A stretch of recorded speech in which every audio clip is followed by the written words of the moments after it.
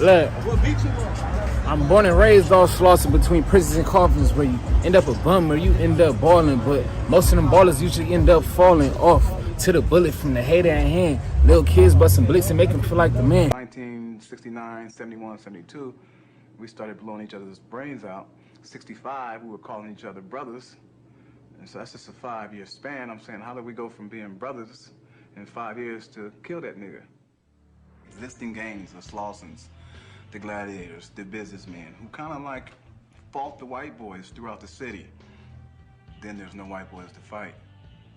Jesse Owens' part used to be called Sportsman's Park. From 61 to 63, we fought the white cats from Inglewood because they said that blacks couldn't come swimming in the swimming pool. So eventually we got the park. Eventually the name changed, not because we were the toughest or the baddest, but because after, during those 60s, it was the white flight movement, and they started leaving anyway. We are from the South, so when we come to the city, we was confused about prejudice. Racism and prejudice was the order of the day.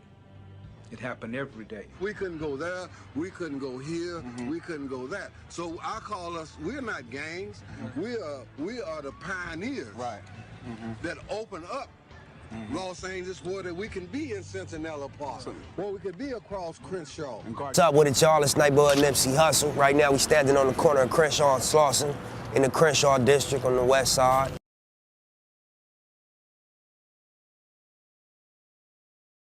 The Department of Housing and Urban Development and the federal government writ large in the first 7 decades of the 20th century invested billions of dollars in racial segregation and concentrated poverty.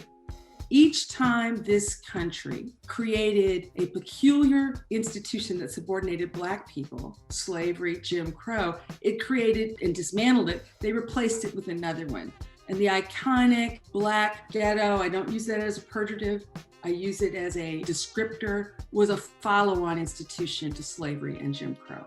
That's the legacy that every new administration inherits, and the Biden administration has as well. Today, I'm directing the Department of Housing and Urban Affairs and Urban Development to redress historical racism in federal housing policies. This executive order is just one of 4 signed by President Biden, designed to address racial equity in the United States. And while this progress is a step in the right direction, there's still a lot of harm to undo.